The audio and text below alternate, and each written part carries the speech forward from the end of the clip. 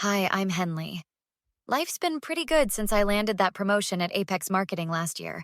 Corner office, decent paycheck, and a condo that's finally starting to feel like home after the divorce. Thursday nights are usually my decompress time.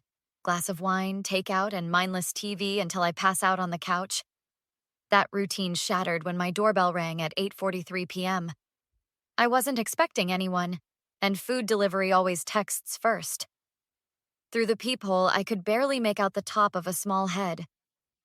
"Who is it?" I called through the door. "Auntie Henley, it's me."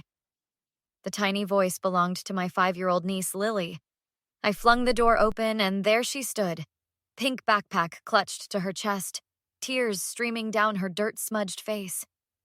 But what froze my blood was the dried blood caked under her nose and the purple bruise forming around her left eye. "Oh my God.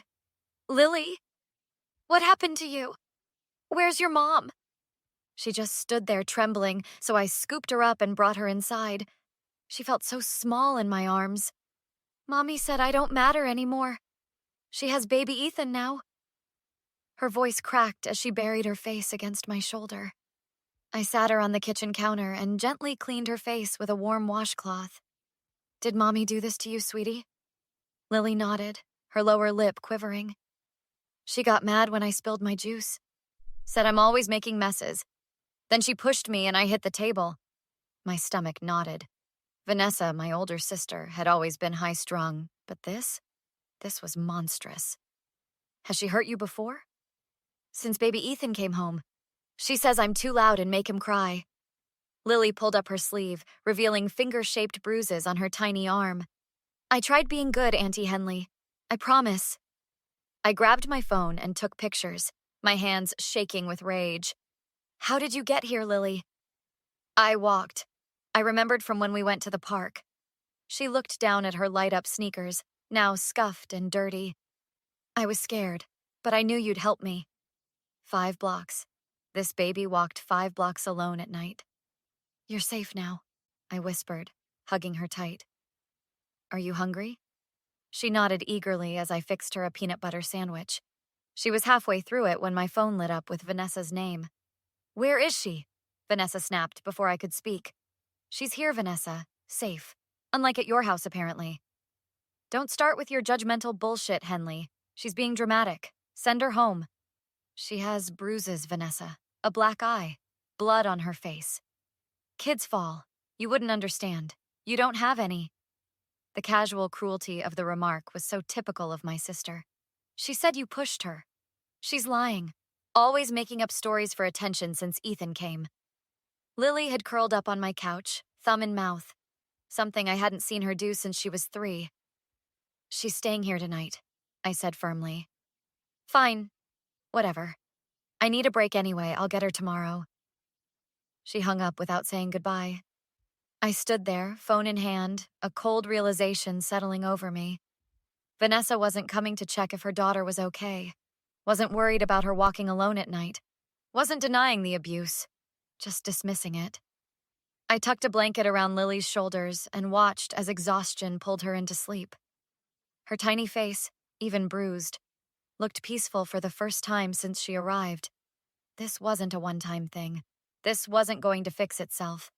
I knew in that moment that I would do whatever it took to protect her, from my own sister if necessary. My heart hardened. Vanessa had crossed a line that couldn't be uncrossed.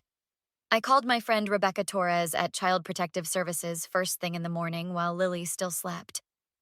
"This is serious, Henley. Those bruises you described, definitely abuse." "I can't send her back there, Rebecca. Courts favor biological parents. Without solid evidence, Vanessa will get her back and restrict your access. We need video proof." "Video? How am I supposed to—" "I know people. Surveillance equipment disguised as toys, household items. Give me 48 hours. 2 days later, Rebecca arrived with a teddy bear, wall clock, and nightlight, all containing hidden cameras. "The feed will transmit directly to your phone. Now you need to get these into Vanessa's house." I called my sister, forcing cheerfulness into my voice. "Hey, Van. I'd love to bring some gifts by for the kids tomorrow." "Perfect timing. Derek's been wanting to meet you." When I arrived at Vanessa's split level the next day, Lily started to run toward me but froze when Vanessa cleared her throat. The warning was subtle but effective. "Henley, come see baby Ethan," Vanessa gushed, leading me to a pristine nursery that contrasted sharply with the cluttered, chaotic rest of the house. Derek appeared, bouncing Ethan in his arms. Tall with a 5 o'clock shadow, he seemed painfully normal. "So you're the marketing genius, sister. Vanessa talks about you all the time. All good things, I hope."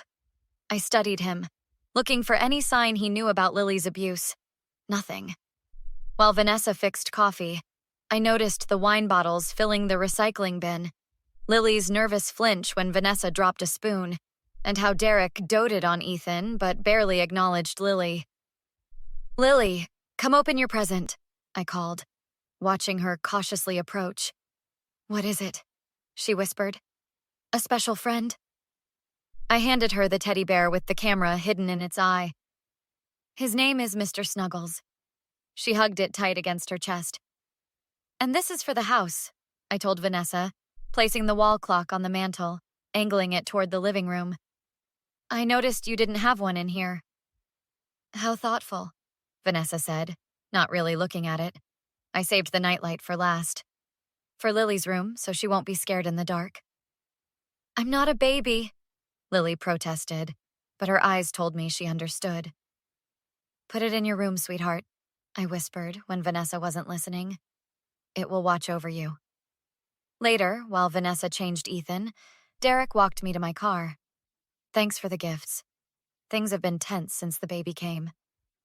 "How's Lily handling it all?" He shrugged. "Kids bounce back, don't they? Vanessa says she's just jealous of Ethan." I smiled tightly. "Everyone needs attention, Derek, even 5-year-olds. As I drove away, my phone pinged with the first video feed. Operation Eyes in the House was live. For 2 weeks, I reviewed the footage, each clip worse than the last. Vanessa slapping Lily for dropping a toy, screaming in her face for asking questions, denying her dinner because she'd woken Ethan from his nap. I met with Detective Walsh at the precinct, a stern woman with tired eyes who specialized in child abuse cases. "We need to document a clear pattern," she explained after viewing my evidence. "Arrange a family dinner. When Vanessa inevitably loses control, we'll be ready." "You want to trigger her on purpose?" "Abusers are predictable under pressure. I'll have officers nearby." I hated using Lily as bait, but we needed Vanessa's behavior witnessed by authorities. Saturday evening arrived. My apartment was spotless, cameras hidden, and Detective Walsh monitoring from downstairs. Vanessa arrived with both kids, immediately criticizing Lily for walking too slowly. "Sorry we're late. Someone couldn't find her shoes as usual." "I just couldn't reach them," Lily whispered. Dinner remained tense but controlled until Ethan started crying during the main course. Vanessa jiggled his carrier with her foot while eating. "Lily, get his pacifier from the diaper bag!" Lily hurried to obey, returning with a blue pacifier that Ethan promptly spat out. "You got the wrong one! This is the nighttime one." "Sorry, Mommy." "Sorry doesn't fix anything. Can't you do one simple thing right?" Vanessa knocked over her wine as she stood, grabbing Lily's shoulder hard enough to make her yelp. "Let go of her," I demanded, standing. "Mind your business, Henley. You have no idea what dealing with her is like." "Actually, I do." I pulled out my phone, tapped the screen, and showed her the footage. The bear, the clock, the nightlight. They've been recording everything. Vanessa's face transformed from confusion to rage. "You spied on me? In my own house? After seeing what you did to Lily? Damn right I did. That's not abuse. That's parenting. You childless bitch. What would you know?" She lunged across the table, knocking plates to the floor. I hit the emergency alert on my phone as Vanessa grabbed a steak knife. "You're trying to steal my family!" The door burst open. Detective Walsh and 2 officers rushed in. "Vanessa Adams, put down the knife. You're under arrest for child endangerment." Vanessa turned, knife still in hand.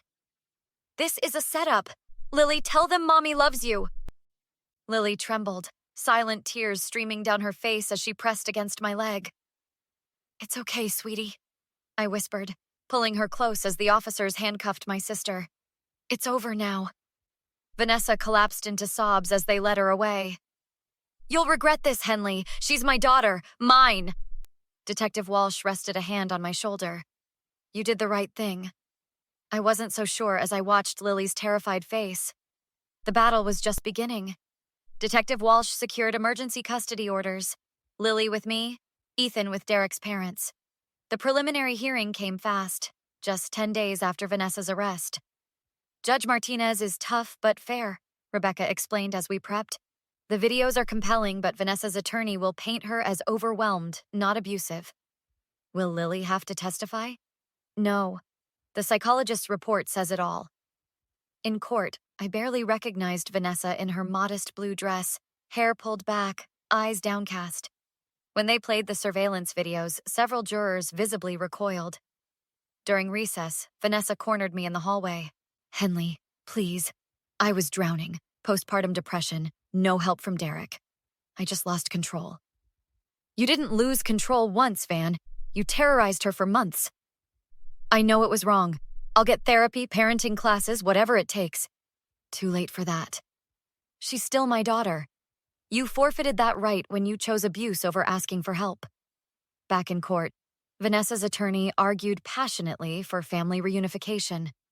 My client acknowledges her mistakes and seeks treatment. The bond between mother and daughter shouldn't be permanently severed.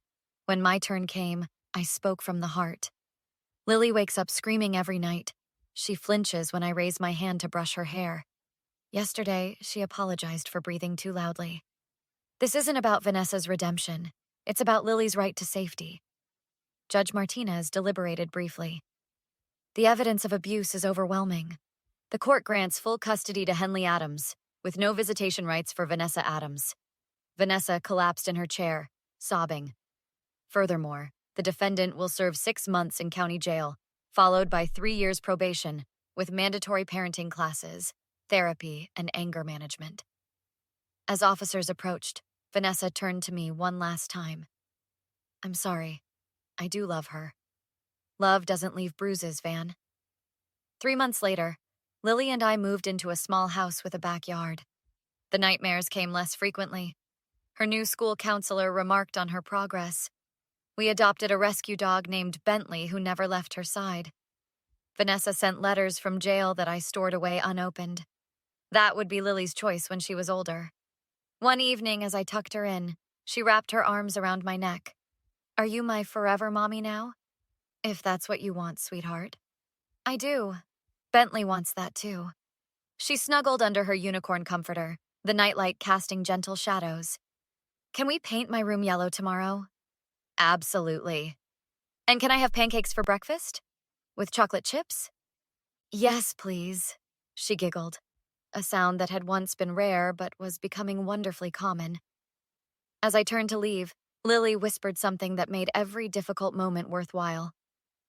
"I'm not scared anymore. What do you think? Was Henley right to completely reject her sister's apologies? Or should family always get a second chance no matter what they've done? Is there a line that can never be uncrossed, even between siblings? Share your thoughts in the comments. I'd love to hear your perspective on this complicated situation. If you enjoyed this story and want to hear more like it, don't forget to hit that like button and subscribe to the channel. New stories are posted every day.